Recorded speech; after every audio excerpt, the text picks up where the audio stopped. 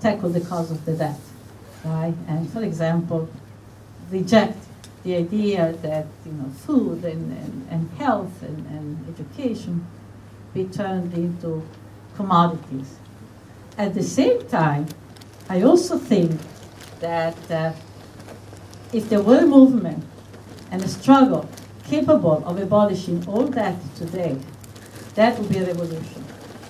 And I say this, I want to make that point, because too often people detach the end result of a struggle as it is imagined from the struggle itself, and not see the struggle as a transformative process.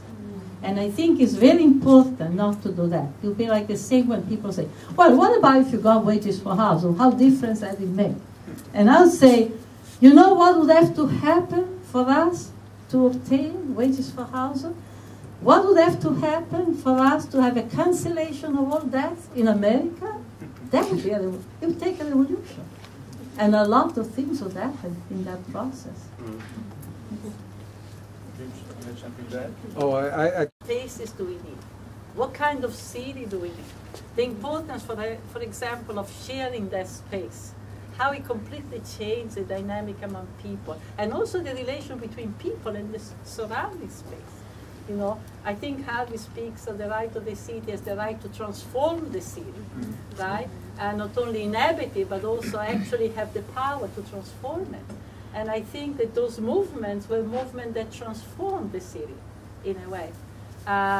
Open up in the imaginary the possibility of being able to transform the city and conceive of a different architecture, a different organization of space that makes it possible for a lot of people to come together, in the same ways, for example, that is happening in so many parts of the world, where women were being displaced from the countryside, from the rural areas, have taken over urban space and begun farming there. There's a lot of urban farming. I haven't been in Kinshasa or in but many African capitals have been transformed into gardens. Because, next to a railroad track, you have cassava planted, etc., etc. So there is a process of transformation. I agree. Certainly in New York, you have the feeling the capital is going with the bulldozer, and they have all their power in their hands. But it's not so completely true everywhere. There's also counter forces. I think I have a less positive evaluation of what Occupy accomplished. Because it came and went, and the fact that to give rise to, for instance, displacement and gentrification. In fact, since the Occupy movement. No, but the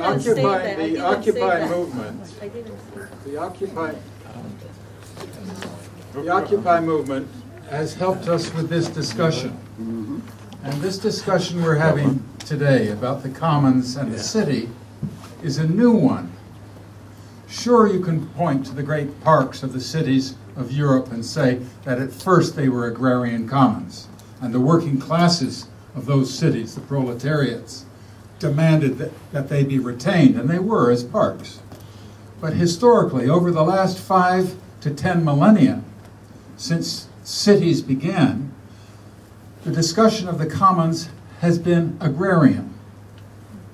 Speaking very broadly now. What's happened, I think, in our era, perhaps since 2007, as in Cairo, in Istanbul, in Puerto del Sol, in Madrid, I think we must see Occupy in relationship to movements that now are in cities throughout the world, where debates about the commons are taking place. And this is historically new. And, yeah. Sure. Since you look at me. Yeah. I've been thinking a lot about these things for 40 years or so. And maybe I can summarize some of this. This question of evolution and revolution, being reformist and so forth is so important. And in a certain sense, I've spent the last 40 years being a reformist and trying to figure out how to be a revolutionary. You know, 40 years ago, we had a movement for grassroots power, late 60s, early 70s. I spent many years working in co-op nursery schools. I worked every Friday for a number of years in a co-op nursery school, helped work on establishing free schools, reforming the public schools. I coordinated a food co-op. I worked with an organization trying to promote worker self-management. And at that time we had a vision that we really believed in, that a new society was being born. You know, when I hear some of the discussion of feminism, I think about what we were thinking about child raising, about 1970. And we were reading people like Dorothy Dinnerstein, who was talking about the impact of woman-dominated child raising and what that does to young men in certain cultures, and what it does to men not to participate in the raising of children. We had this vision of an entirely different world, you know, and we really thought maybe we had a chance at that world growing into something significant. In a certain sense, you know, the things I worked in, food co-ops, worker co-ops, preschools, child care, etc., were in a way reformist. But there was a certain feeling of a movement, and this is where the social imaginary comes in. We can't wait for the material conditions to mature. For one thing, we don't know what that means. You know, we have to do the transformation.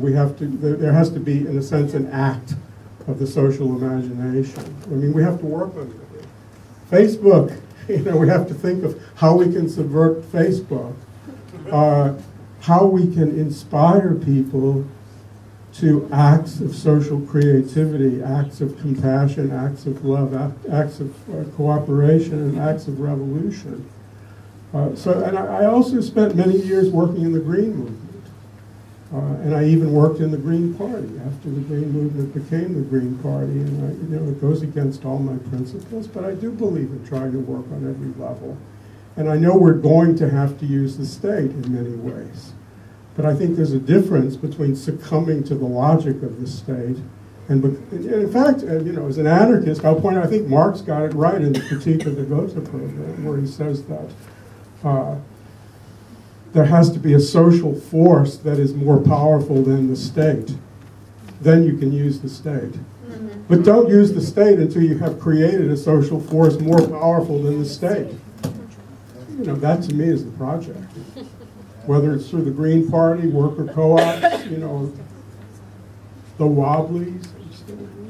But, you know, we have to work in all of these areas, but we have to have a vision, and we have to learn how to organize. We have to learn how to serve, which many people here have talked about. And we have to immerse ourselves in our community and our history. We have to love the people and struggle together.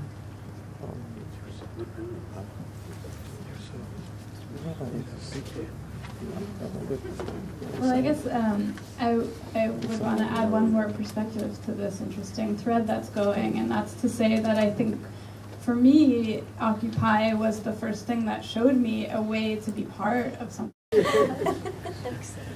Well, you know, I believe very much in organization at the base. I mean, we have to do it not only in the neighborhood, in the family, in the small community, in the affinity group.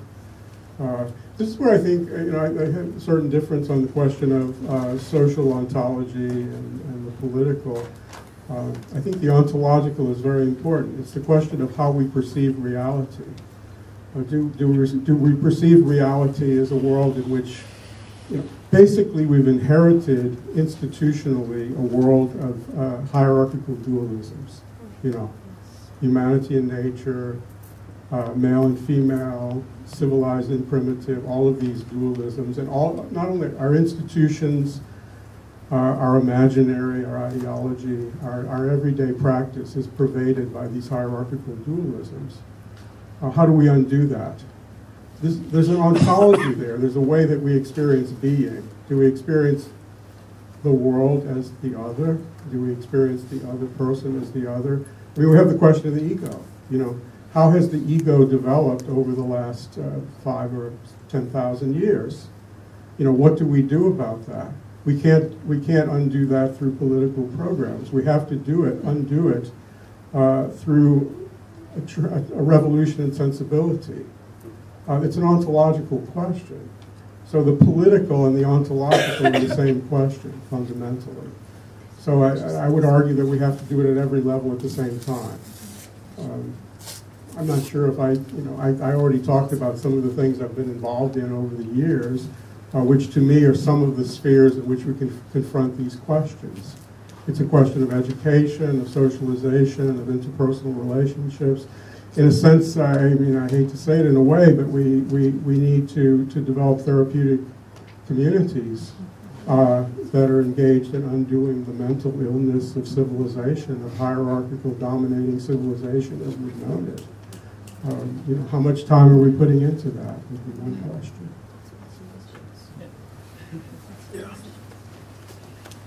It's over to ontology, genetics. No, it's, I was just thinking about my most everyday place of activism, and that is among a very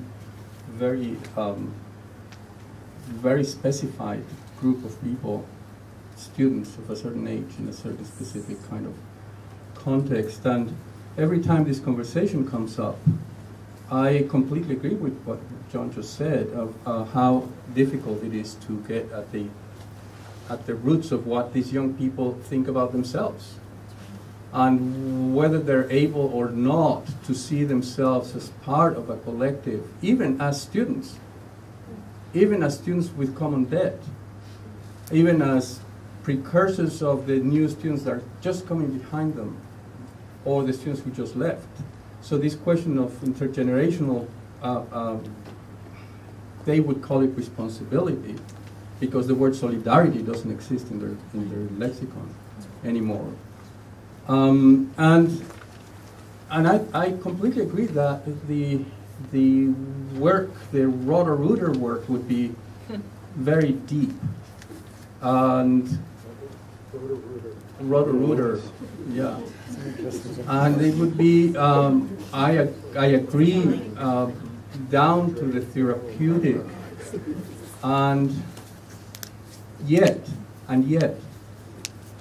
we have the benefit of thinking and writing and analyzing. That is our great privilege, right? That is our great benefit, that we can have the luxury of sitting here and talk to each other. And so I can only refer to, I think, the idea that David Noble planted, I think, very beautifully in that tiny little, his last beautiful little book that is very difficult to get, but I would strongly recommend that people read, Beyond the Promised Land, whose premise it is that we have been living for the last at least 5,000 years, but possibly 10,000 years. I think 10,000, I would go to Paul Shepard or somebody like that. But David says, we have been living for these 5,000 years, a story half told. And he picks up from Gilgamesh. And he makes the case, makes the point that the story of Gilgamesh is, yes, a story of breaking and what people are using these days in corporate, the corporate world, disruptive technologies, you know, and disruptive this and that, and movement forward and progress and so on and so forth. And this guy just goes and wreaks havoc in the universe. And that's a story we are told about who we are, without giving us the second part of the story, which is when he stops and says, what am I doing? Where am I heading? Why have I, been chopping heads left and right? And turns around